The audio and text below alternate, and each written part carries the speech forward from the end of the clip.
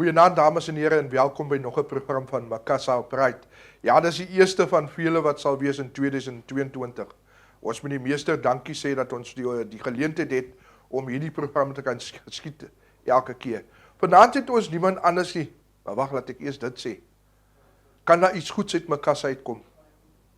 You be the judge. Vanaand praat ons met die mense van Makassa, die dinge wat hulle doen en wat laat hulle belangstel in sekere goedjies. En vanaand het ons niemand anders hier nie as oud onderwyser meneer Julian Keet. Goeienaand Julian, hoe gaan dit vanaand? Goeienaand meneer Afrika, dit gaan baie goed. So, Julian, vertel ons 'n bietjie, ons val sommer met die deur in die huis. Vertel ons 'n bietjie van jouself. Waar kom Julian Keet vandaan? Ja? Waar het jy groot geword? Ag jong, meneer Afrika, ek is gebore in 'n dorpie Kamo wat so buitekant Stellenbosch, dit lê so knus binne in 'n gedeelte van die streek wat jy noem die Dwarsriviervallei. Dit is verskriklik omring deur berge en riviere wat daardeur vloei. Geen krag, geen elektrisiteit op daai stadium nie. Dit is 'n donker dorp en so voort. Maar 'n baie mooi plek. Reg? Omring met die mooiste skoonheid wat jy kan kry. Sê vir my familie oriënteerd, vertel my 'n bietjie van die familie. Ek het wonderlike ouers gehad. My pa is vroeg oorlede op 49. My ma lewe nog. Sy raak nou 89. Ja, ons was 8 kinders in die huis. Ons het groot geword op 'n plek wat jy kan noem 'n klein hoewe. Die plek se naam was Deep Valley, so daar was groot grond en dit baie vryheid gehad om te beweeg. Maar ons was 8 kinders in die huis en my ma so later haar broer se kinders ook aanneem, 5. So ons was 13. Ja. Was 13 in die huis en so voort. Van die 13 het ek groot word, van die 13 het 10 skool gegaan. So my ma, ek het 'n wonderlike ma. Ja. Ek het laerskool toe gegaan. Kamo Primair, staan deesdae bekend as PC Peterson Primair. Vernoem na die eerste onderwyser wat in Kamo. Ek is daar weg in 1976, standaard 6. Standaard 7 in 1977 by Lukhof aangeland. En my matriekloopbaan in 1980 klaargemaak. Ek was verskriklik jonk. Ek was altyd die jongste in die klas. So sê vir my, Julian, waar in die familie van 10 of 13 as jy dit nou so kan stel, waar Julian, waar vat hy in? Is hy die jongste, die oudste, waar val hy in? Van die 8 kinders is ek die 3de jongste.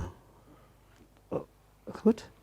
Ek het ongelukkig my oudste broer verlede jaar in die dood afgestaan wat nog vir my baie pynlike proses is wat ek nog moes bewerk. So wat. Okay.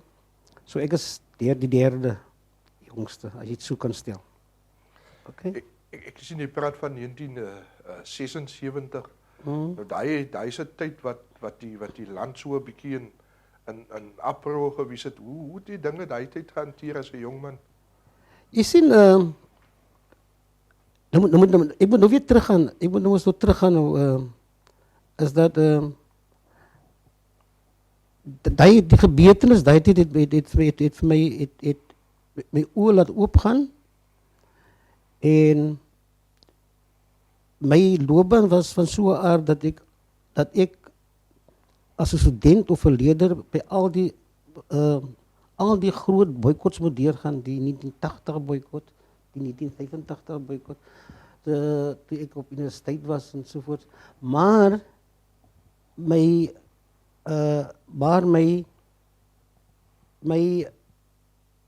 belangstelling wat ek later sou ontwikkel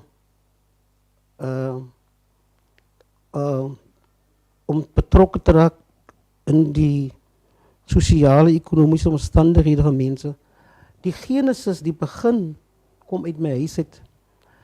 My pa was 'n mens. Hy het vir my geleer dat jy sê nie vir 'n blanke man baas nie. Jy sê vir hom meneer. So ons het gepraat, my pa was baie in koneksie met blanke mense, so hy was 'n werkalkoholiek, as jy so kan stel. So ons sal sê meneer Manuel, ons sal sê meneer Versage, en dan is my pa saans, partykeer bring hy van sy werkers saam, sy swart werkers, dan sit hulle saam met ons om die tafel en eet, en jy mag nie vir hulle op hulle naam sê nie, jy moet sê oom. So die respek vir my medemens, veral die aan die onderdrukte kant, die begin kom uit my huis uit, ensovoort. En daar's mos 'n sê ding, daar's mos iets wat hulle sê dat jy word mos maar gevorm binne deur die historiese omstandighede wat jy op daardie oomblik vir jou bevind ensovoort. So ek kan my pa daar verskriklike belangrike rol gespeel in terme van by ontwaking, in terme hoe ek die land op die stadium moet sien. Okay. Mense, ek dink ons leer 'n lekker dingetjie daarso aan. Ons leer daarso dat 'n mens moet respek hê vir alle mense, maak nie saak of hulle ras of hulle kleur nie, maar 'n mens moet respek hê vir ieder en elk van hulle, sodat 'n mens kan weet dat hierdie mense verdien ook om gerespekteer te word. Nou Julian, ons praat nou daaroor. Vertel vir ons, jy was mos nou op college. Watse colleges het jy bygewoon? Watter college het jy bygewoon, ja? Ek is 'n produk, 'n trotse produk van die Universiteit van Wes-Kaapland. Reg? Ja, die beste universiteit in die land. Die Universiteit van Wes-Kaapland het my gevorm as mens. En wat het vir jou laat besluit, was dit aanvanklik dat jy wil onderwys gestudeer het of wat het jou besluit om in die onderwysrigting? Ag nee man, meneer Afrika, in die tyd toe ek skool gegaan het en so voort, het ons as breinmense maar beperkte keuses gehad wat jy watter rigting jy kan studeer, is of jy gaan doen verpleging of onderwys, of jy word 'n polisieman of jy word 'n bewaarder en so voort. Die ander goed was 'n soort misterie vir jou, om regte te gaan studeer byvoorbeeld, of ekonomie te gaan studeer byvoorbeeld op daai stadium was in 'n groot mate eksklusief net vir 'n sekere groep. So ons het maar beperkte keuses gehad. So my ouer suster en broers het onderwys studeer en so voort. So dit was 'n katalisator vir my om ook onderwys te gaan studeer. Okay, in Makassa Senior Sekondêre Skool sien ons vir Julian Keet as onderwyser 36 jaar, 36 jaar by Makassa Senior Sekondêre Skool. Vertel vir ons van hy eerste jare, hy intree jare daar by Makassa. Jongens, meneer Afrika, kom ek begin maar met die skok toe ek nou by Makassa Hoërskool kom. Dit was die onderwysers kom ons eers en dan kom die kinders daarna aan die begin van die jaar. En die heel eerste dag toe ek by die skool kom, toe roep die skool vir meneer Solly April, vir wie ek later baie lief sou raak, en hy het my soos 'n kind behandel. Hy het my nooit meneer gesê nie, hy het my altyd maar op die voornaam gesê. Hy het my soos 'n kind hanteer, hy het my soos sy kind hanteer. En hy sê toe vir my, jong, ons het nou, julle is 3 nuwe onderwysers hierso. Maar hier is 'n krisis in die biologie. Jy sal my biologie aanbied. En ek skrik my uit my naadheid. Want ek het gekom daar's as 'n onderwyser met Bybelkunde en adreskunde as metodiekvakke. En hy beloof toe vir my in aan die kantoor, moet nie bekommerd wees nie. Kom ek stuur vir jou. Kom ek stuur vir jou. Jy gaan terug universiteit toe. Nie voltyds nie. En hy stuur my selfde jaar, stuur hy vir my om plantkunde 1 te gaan doen by Universiteit van Wes-Kaapland. Daar is 1986. In 1987 toe stuur hy vir my weer om dierkunde 1 te gaan doen. In 1988 dierkunde 2. So in 1988 was ek nog eintlik gekwalifiseerde biologie onderwyser. Ja. Of ek 'n goeie biologie onderwyser was, daai moet die ou leerders maar sê. ja, die ou leerders moet maar dit sê en goed. Daai is die skok. Ja. Die tweede skok wat ek kry is toe die skool toe die kinders mos nou moet skool toe kom dag 1 van die begin van die akademiese jaar. En ek staan by die tweede gebou wat naby die saal, ek staan daar aan die gang en ek help die kinders aan na die saal toe stap en so voort. En iemand gee vir my, ek het my universiteits IVK blazer aangehad met my IVK das en 'n grys broek. En iemand gee vir my 2 verskriklike klappe. Sure. En toe 'n skop ook. En ek draai om. Toe sit een van die onderwysers. Hy dink toe ek is 'n leerder. Hy dink toe hy sê vir my, "Gaan saal toe." Ek sê, "Meneer, ek is 'n onderwyser." Hy het baie groot verskoning gevra. Ja. Ja, ek dink dit seker vir 'n skok vir hom gekom daai Ja. tyd toe hy van die onderwyser geklap. Ja. Ja, so adreskunde, Bybelkunde, daai was die interesslag. Ja. En biologie, met die biologie. Ek weet toe ek op Makassa Hoërskool kom, toe is hy reeds 'n biologie onderwyser.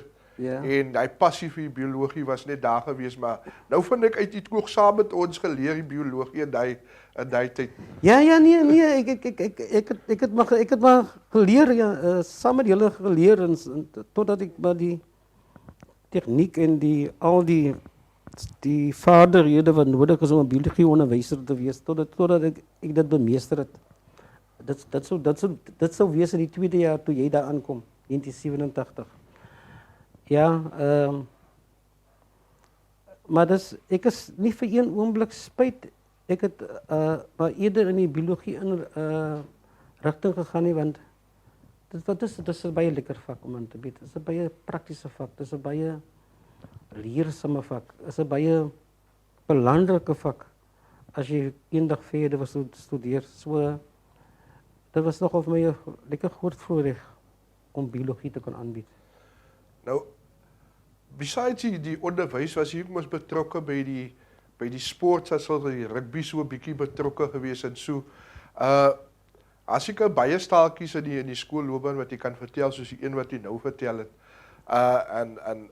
En daar seker baie rugby staaltjies ook wat jy kan vertel daar vir ons. Is daar so enetjie wat jy net soveel wense vir ons wat gebeur het? As jy mooi kan nou, meneer Afrika, was jy mos nou deel van die 1988 onder 17 span wat ek afgerig het en meneer Karelse was die bestuurder. En ons was onoorwonne en ons speel toe die eindstryd in Scottsville. Dis reg, ja. Op 'n Nielse veld as 'n voorwedstryd vir Boland en WP. As 'n voorwedstryd. Ons het die titel gewen. 17-8 het ons 17-8 gewen, ensovoort. Maar in daai wedstryd was ek nog 'n bietjie rof, want ek het dat want daar was bekende mense langs die veld wat ek almal ken nou van my en hulle sien mos nou die span speel en ek moet maar nou wys ek is maar nou 'n goeie afrigter. En Suleiman Beckett wat die heelagter was, toe die bal nou hoog geskop word, toe vang hy mos nou die bal mis. En toe die tweede bal weer op hom geskop word, toe vang hy weer die bal mis. En ek hardloop daar op die veld en ek sê vir hom, As jy nou weer hy boom misvang, dan wag hy rotting vir jou maandag. Die bol is al laag. Jy hoef nie bekommerd te wees nie. En in dieselfde wedstryd Setbies was die senter. Ons het 'n beweging geoefen op die veld wat toe lekker perfek loop. Hy's toe los deur. Onder die paal, maar hy vergeet om te druk. En ek is op die veld weer en ek sê vir jou, toe sê ek jou bliksem.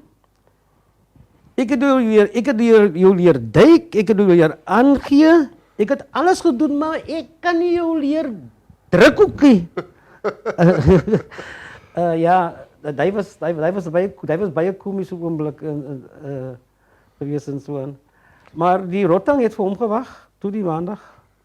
Ten spyte van die wen ja.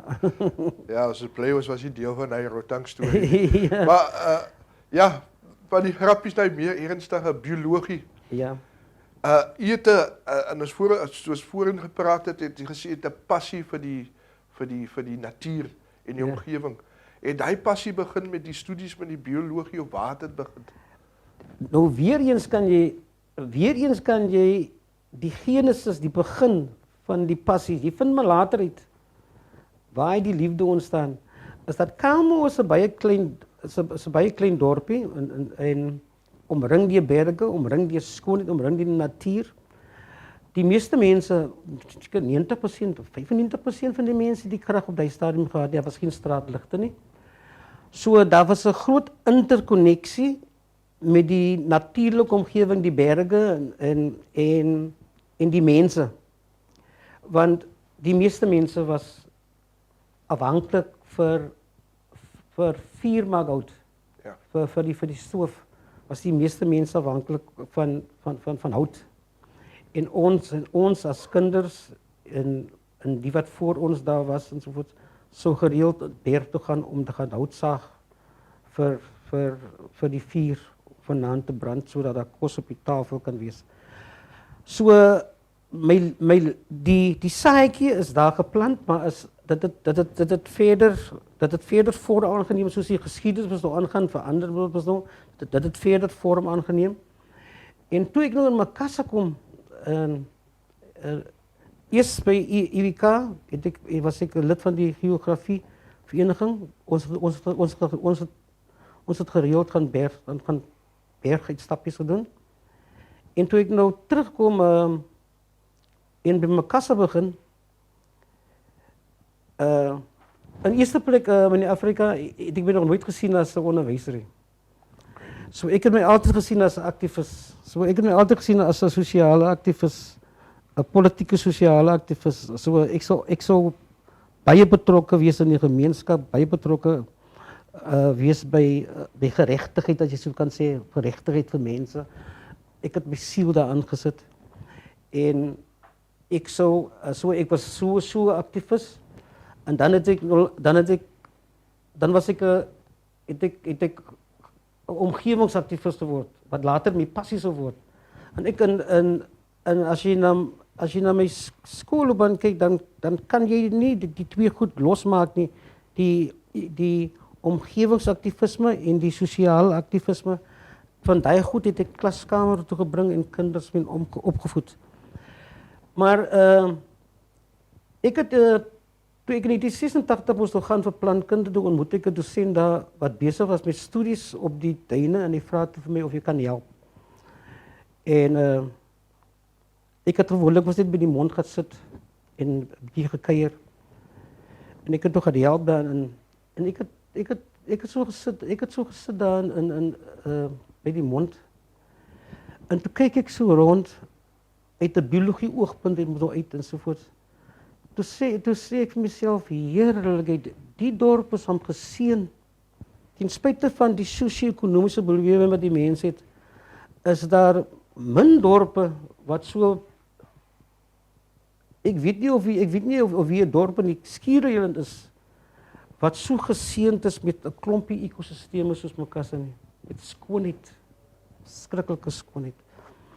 En die riviere is daar, die eerste rivier, daar's vlei lande, daar's die duine waarvoor ek later baie lief sou word. Die see is daar en dan is daar 'n hoogsensitiewe ekosisteem daar in Makassar wat jy noem die riviermonding. 'n Verskriklike baie belangrike ekosisteem om lewe aan die gang te hou. Kyk, ek weet die omgewing. Ons het 'n vorige gesprek gehad toe sê jy dat jy toe lief kom word. Ja, Kaalmo is jou plek van geboorte en so aan, maar jy het so lief kom word as die vriende kom en dan sê hulle, wat maak jy in Makassar? Vertel vir ons, hoekom is jy in Makassar? Jo, ek het so lief geraak vir Makassar. My dorp is baie mooi. Julle sal sien dis 'n baie mooi dorp. Maar die skoonheid van Makassar, die natuurlike skoonheid van Makassar, het my so aangetrek dat ek het net besluit, hier slaan ek my 10 penne in. En ek het vir oorlede Paul Endley altyd gesê, jy weet, Kaalmo is my fisiese tuiste, maar vir my siel is Makassar my geestelike tuiste, net vir die skoonheid wat daar is. Ja, net vir die skoonheid wat daar is. En ek sou baie tye alleen in hy duine gaan slaap. Toe is Makassar nog veilig. En mense het mekaar gerespekteer. Bendes het nie bendes beklei. Bendes het nie ander mense aangeval nie. Hulle het maar beklei vir hulle turf, as jy so kan sê.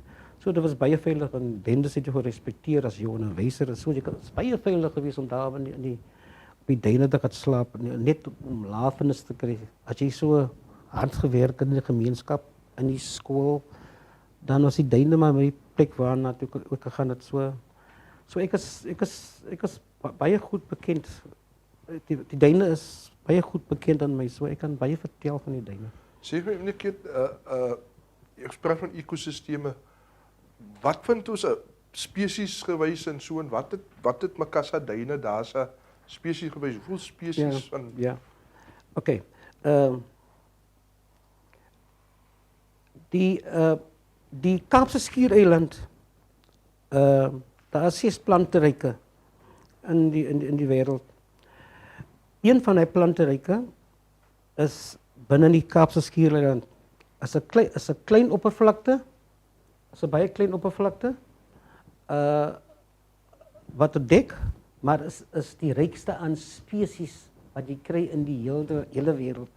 As jy byvoorbeeld op die Tafelberg opstap, dan loop jy verby oor die 1900 spesies as jy nou kyk plantspesies en so aan. So ons noem dit fynbos. Nou die gedeelte van die fynbos op Makassar duine, dit noem ons strandveld. Makassar sandduine is 3 kilometer lank. Op die hoogste punt is dit omtrent 80 meter. Maar dit is verskriklik ryk aan plantspesies. In 1988 is saam met Barry Lou het ons 244 nuwe nie nuwe nie 242 blomdraande inheemse spesies wat eie aan Suid-Afrika is opgeteken behalwe die plante wat nie blomme dra nie. 242 blomdraande plante. Van die plante op die duine is op die rooi datalys. Die rooi datalys beteken dit is erg bedreigde spesies. En 2 van die spesies, ek gaan nou die wetenskaplike name gebruik, die Jordanella dubia, die helder kruipvygie, en dan die een wat so te sê uitgesterf is, dit word tans gekultiveer daar by Kirstenbosch met die oog om dit weer te hervestig op die duine. En dan die Jordanella anemoniflora is die kruipvygie, dis die kenteken wat julle op julle jersey dra as Makassar se rugbyklub. So hy is nou weer hervestig op die duine en hy is hervestig in die tuine by die skole rondom Makassar. Ja, wat die diere betref, daar's 'n klompie soogdiere soos grysbokke, duikers en kloulose otters, watermuishonde, die grysmuishond en ons het op 'n stadium in 1987 het ons 122 voëls geïdentifiseer waarvan 10 bedreig was en een van die mees bedreigde voëlspesies maak hom lekker tuis daar by die langs die voor die duine by die kus, dis die oesterkraker. So 10 bedreigde voëlspesies is daar by die mond. In die mond self kry jy is die broeiplek vir die seevisse, maar jy in die mond self kry jy springharders, leervisse, masbankers en al die tipe visspesies. Dan wil jy glo in Afrika in 1988 binne 2 dae het ons 96 net binne 2 dae 96 tipe insekte en spinnekoppe op die duine geïdentifiseer. Dan is daar melkkootbome op die duine. Dis nou nie 'n bedreigde spesies nie, maar is die enigste plek in die Skiereiland waar jy melkkootbome kry. Jy sal kry by Gordons Bay wat aangeplant is daar, maar dit kom natuurlik voor op die Makassar sandduine en sommige van die bome is oor die 80 jaar oud en meer. Ja. Die duin self is oor die duin self as mens kyk na die gesteentes, die duin self is ten minste 850 jaar oud. Dames en here, ons hoor nou hiersa baie interessante inligting hier van meneer Keet. En ek wil julle as jong mense of enigeen wat belangstel, wil ek graag vra dat julle moet so 'n stappie deur die duine vat en net aanskou die pragt en praal van Makassar en wat dit bied. Ons het gehoor van plantegroei wat net op Makassar se bult gevind word. Ons het gesien van spesies wat daar's, diere spesies wat daar's is. Verskillende, ek het nie geweet daar's die klomp spesies daar op die bult, sowel ons het so baie gehardloop deur daai bult. Ons het nie so baie gesien daar's in die. Maar wat belangrik is vir ons is dat ons moet so sê in touch kom met ons omgewing om ons en ons moet uitgaan en gaan kyk wat daar is, want dit is iets wat Makassar aan sy eie is. Ja. Nou meneer Keet, nog net so ja, ek luister. Kan ek maar gou in kom hier so. Ja, my grootste misterie is ek het groot geword in 'n godvreesende huis. My ma ons is baie godsdienstig en my ma het goed groot gemaak. Godsdiens en skool was verskriklik belangrik. Maar wat ek so amusant op beteken so snaaks vind is dat die eerste natuurbewaringswet is in die Bybel, in Levitikus, waar die Bybelskrywer sê dat as jy in 'n pad loop en jy kom 'n voël teë wat besig is om nes te maak en eiers te lê, loop leweste ander kan om. Levitikus sê dit so mooi vir jou, die natuurbewaringswet. En die verwysing van die omgewing, die natuurlike omgewing, word 401 keer in die Bybel gemeld in verskillende forme. Dawid praat daarvan, Jesus het later ook van praat en staan so daar's 'n klompie verwysings oor die natuurlike omgewing. So as ek vind dit altyd so, ek vind dit beteken ek vind dit beteken wel 'n bietjie baie frustrerend as ek kerk toe gaan, wat 'n baie goeie ding is. En ek dink dan yes like it. Ons het ek nog kerk toe kom en ons het die kerk, die diens was nou net gesentreer op ons as mens, een spesies. Maar ons vergeet daar's 'n omgewing daar buitekant wat die Almagtige gemaak het. Die Almagtige het vir ons aan die hoof van sy skepping gesit. En ek het nog nie in 'n preek gesit waar die predikant praat oor hoe jy met die natuur en daai omgewing moet omgaan nie. So ek sou wens dat daar eendag so 'n preek sal wees dat mense net kan weet dat daar's 'n interkonneksie tussen daar's 'n chief Seattle Indian wat in 1854 vir Abraham Lincoln 'n brief geskryf het en hom vertel het oor hoe 'n mens met die natuur moet omgaan. En een van die lyne sê hy dat in een van die paragrawe van sy brief aan Abraham Lincoln sê die Apache chief toe sê hy dat as al die plante en diere van die aarde af gaan verdwyn, gaan die mens sterf aan eensaamheid. Want alles is interconnect. Jy en die plant en die diere, ons is almal interconnect met mekaar want ons is gemaak deur een Skepper. So mense daar, ek dink meneer Keet moet maar die een wees wat hy preek gaat gee oor die ekosisteem en hoe ons in mekaar inskakel. Ja. Julle nog een ding as sê hy's oud onderwyser, het afgetree 36 jaar. Net een boodskapie daarse vir die leerders van Makassa Hoërskool en ook Zandvliet Hoërskool of alle leerders van u kant af. Ja, ek sal sê hulle moet ek het gepraat oor my ma en my pa. My pa het baie jonk gesterf. My ma moet ons basies alleen groot maak in die harde omstandighede. En my ma se lese was mos nou jy sal skool gaan tot jy baard kry. So my boodskap aan die leerders en ander mense in Makassa is dat 'n mens kan uitstyg ten spyte van swaar en haglike toestande. Gebruik die swaar en haglike toestande as 'n motiveerder om bo uit te kom.